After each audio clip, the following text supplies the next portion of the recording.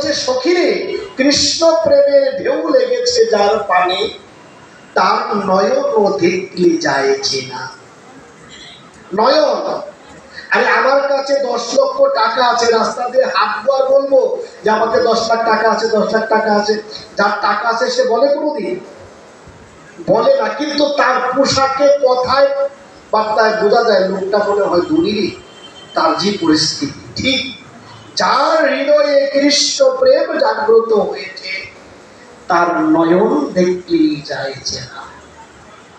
মহাপ্রভু রায় রামানন্দকে চিনে ফেললেন। রায় রামানন্দকে চিনে গোদাবরী নদীর তীরে রায় রামানন্দকে দর্শন করলেন। মহাপ্রভু রায় রামানন্দ প্রথম চিনতে পারেনি মহাপ্রভুকে, যে উনি একজন সন্ন্যাসী।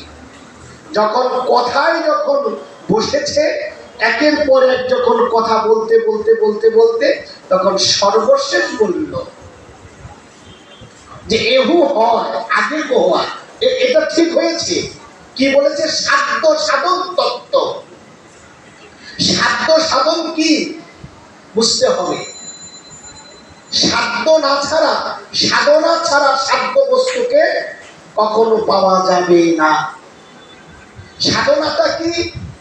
আমি নিত্য ভগবানের যে সেবা দিচ্ছি, ভগবানকে অর্জন করছি, বন্ধন করছি, যা কিছু করছি, এটাই সাধনা। আর ওই সাধনার দ্বারা যাকে লাভ করব সেটা হচ্ছে সাধ্য বস্তু। সবাই তো সাধনা করে, কে না করে। আর নাম মস্ত ফুলের জায়গা, সবাই ফুল দিয়ে ভগবানকে খুব সাজায়। ঠাকুর ঘরে গেলাম, ফুল দিয়ে সাজালাম, তুলসী পত্র যা যেখানে দেওয়ার দিলাম।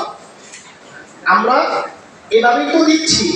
কিন্তু যে না, যিনি প্রেমিক ভক্ত, যিনি ভক্ত, তিনি যখন ভগবানকে সেবা দেবে, ধ্যানের দ্বারা স্মরণ মনন করতে করতে তাকে এখানে আনতে হবে।